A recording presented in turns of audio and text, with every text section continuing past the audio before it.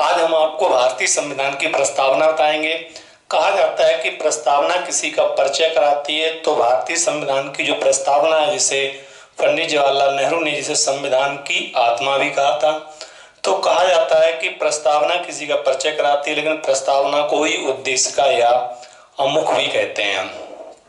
कहा जाता है कि प्रस्तावना में जो सार दिया गया है वो मोतीलाल नेहरू, जवाहरलाल नेहरू के पिता मोतीलाल नेहरू ने लिखा था। उसे मॉडिफाई करके पंडित जवाहरलाल नेहरू ने 13 दिसंबर 1946 को संविधान सभा के समक्ष पेश किया। पेश करने के बाद इस पर 19 दिसंबर 1946 तक विचार विमर्श किया गया और 22 जनवरी 1947 को एक रूप दिया गया और कहा गया कि भारतीयों को एक संविधान दिया जाएगा। तो बात आती है, हम पहले आपको प्रस्तावना सुनाते हैं। कहा जाता है कि प्रस्तावना में सबसे पहले प्रस्तावना अमेरिका ने अपनाई थी और वही प्रस्तावना कई देशों ने अपनाई, जिसमें भारत भी सम्मिलित है। भारतीय प्रस्तावना में हम भारत के लोग, जो शुरुआत में शब्द है हम भारत के लोग, वो अमेरिका के संविधान से ही लिया गया है। तो हम आपको कि हम भारत के लोग भारत को प्रभुत्व संपन्न समाजवादी पथनिरपेक्ष लोकतांत्रिक गणराज्य बनाने के लिए तथा उसके समस्त नागरिकों में सामाजिक, आर्थिक, राजनीतिक, न्याय, विचार, अभिव्यक्ति, विश्वास, धर्म, उपासना की स्वतंत्रता के लिए, उन सब स्वतंत्रता के लिए, प्रतिष्ठा और अवसर की समानता प्राप्त करने के लिए, उन सब में व्यक्ति की गरिमा, राष्ट्र की एकता, अखंडता सुनिश्चित करने वाली बंधुता बढ़ाने के लिए दृढ़ संकल्प होकर अपनी इस संविधान सभा की आज तारीख 26 नवंबर 1949 मिमित मार्ग शीघ्र विक्रम संवत 2006 को एदित होकर आत्मर्पित करते हैं। तो यहीं से भारतीय संविधान की प्रस्तावना जो है वो भारतीय संविधान में 26 जनवरी 1949 को अपनाई गई थी।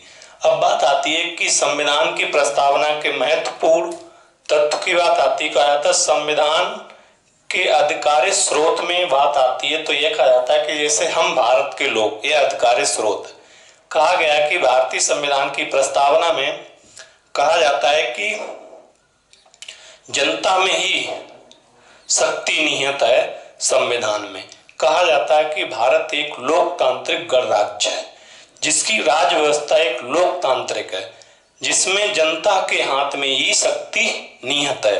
कह सकते हैं भारत के लोगों के ही हाथ में एक शक्ति निहित है, जिसे संविधान के अधिकारी स्रोत कहा जाता है।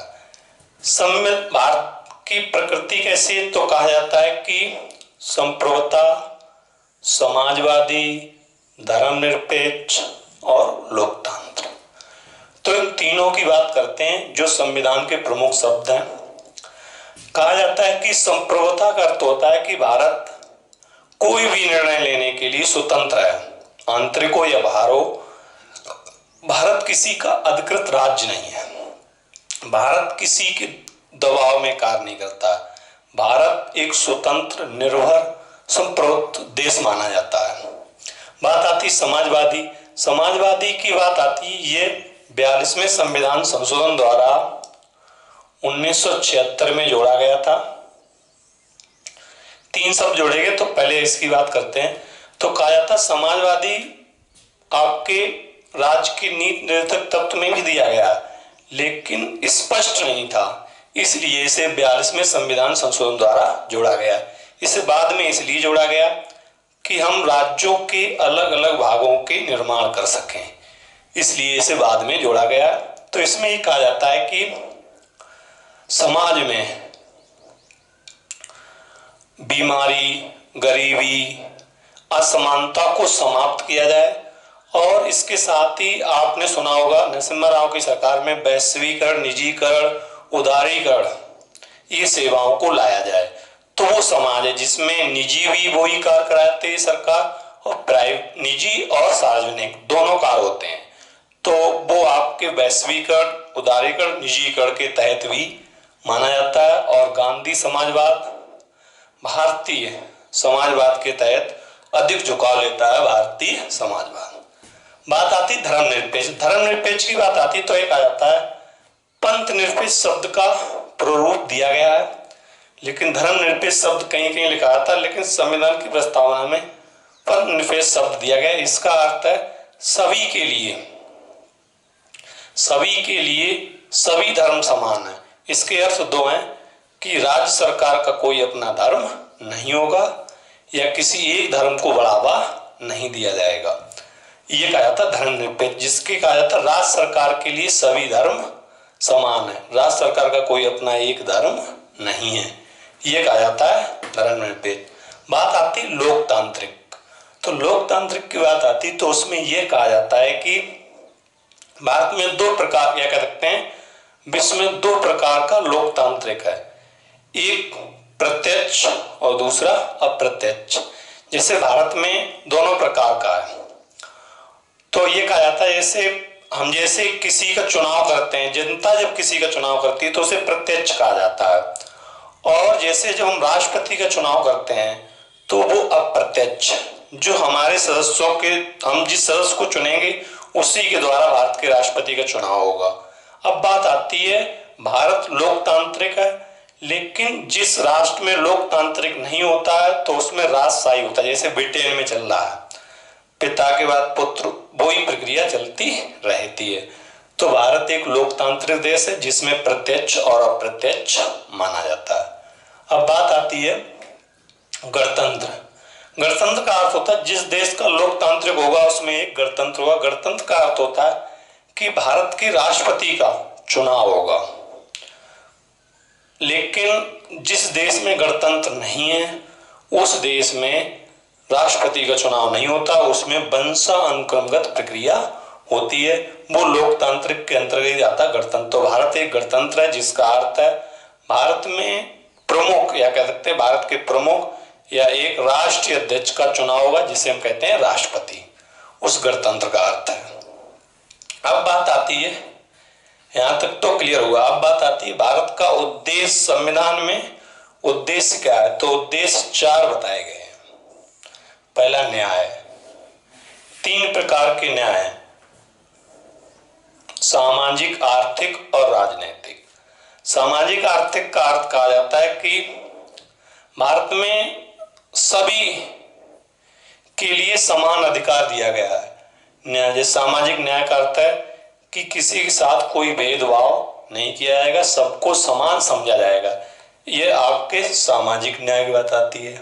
सामाजिक आर्थिक, आर्थिक की बात आती है, कहा जाता है कि किसी गरीब व्यक्ति को किसी अमीर व्यक्ति के साथ भेदभाव नहीं किया जाएगा, वो सामाजिक न्याय है। राजनीतिक न्याय का अर्थ होता है कि सभी व्यक्ति को राजनीतिक न्याय में अधिकार है, ये बात आती है। अब बात आती है स्वतंत्रता। स्वतंत्रता की बात आती तो ये कहा जाता है कि भारतीय स्वतंत्रता जो है वो भाग 3 में मौलिक अधिकार में दी गई। स्वतंत्रता का अर्थ है कि भारत को जितने भी मौलिक अधिकार दिए गए हैं उतने तक ही करने की सीमा है, जिसमें आपातकालीन स्थिति में उनको समाप्त भी किया जा सकता है, लेकिन अनुच्छेद 20 और 21 समाप्त नहीं होता है। बात आती है, कहा जाता है स्वतंत्रता का अर्थ यानी कि हर व्यक्ति को हर कार्य करने का लाइसेंस मिल गया, नहीं, संविधान की समय सीमा के अंतर्गत ही दिए कानून के तहत ही आप कोई कार्य कर सकते हैं। बात आती समानता। समानता भी मौलिक अधिकार में दी गई है, विधि के समझ समानता, जिसमें अनुच्छेद 14, 15, 16, 17, 18 दिए गए हैं। जैसे 14 में विधि के समझ समानता है, 15 में धर्म जात जन्म स्थान के आधार पर भेदभाव का निषेध है, 17 में अस्पृश्यता का अंत है, छुआछूत का अंत है, 16 में लोक नियोजन के विषय में अवसर की समानता है जिसमें भेदभाव नहीं किया जाएगा। बात आती है बंधुता। बंधुता की बात आती है भाईचारे की भावनाओं को समझना है, जिसमें 2 प्रकार की भावना होती है, एक दूसरे व्यक्ति का सम्मान करना, दूसरी भावना कहा जाता है राष्ट्र की एकता अखंडता को बनाए रखना। यह भारतीय संविधान की प्रस्तावना में है। भारतीय संविधान की प्रस्तावना को एक पवित्र दस्तावेज भीमराव अंबेडकर ने कहा था, और भारतीय संविधान की प्रस्तावना में अभी तक एक ही संशोधन हुआ है। भारतीय संविधान की प्रस्तावना में अभी तक एक ही संशोधन हुआ है, जो 42वां संविधान संशोधन 1976 है। केशवानंद बनाम भारती ने जो सर्वोच्च न्यायालय में याचिका डाली थी, उस पर यह कहा गया था कि भारतीय प्रस्तावना जो है वो संविधान का हिस्सा है, जिसमें अनुच्छेद 368 के तहत संशोधन किया जा सकता है। जिसमें एक संशोधन हुआ है जिसमें 3 शब्द जोड़े गए हैं: समाजवादी, पंथनिरपेक्ष और अखंडता। 3 शब्द जोड़े गए हैं। संविधान की प्रस्तावना में अभी तक एक संशोधन हुआ है और संविधान की प्रस्तावना को अमुख और संविधान की प्रस्तावना को आत्मा पंडित जवाहरलाल नेहरू ने लागू होने की तिथि, तो ये कहा जाता है कि 26 नवंबर 1949 को जब संविधान लागू हुआ था, उसी दिन प्रस्तावना को भी लागू कर दिया गया था।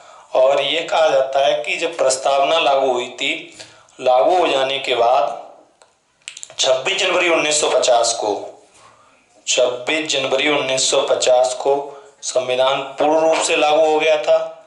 और संविधान पूर्ण रूप से लागू हो जाने के बाद ही भारत एक गणतंत्र लोकतांत्रिक राज्य बन गया था और पाकिस्तान 1956 में बना था।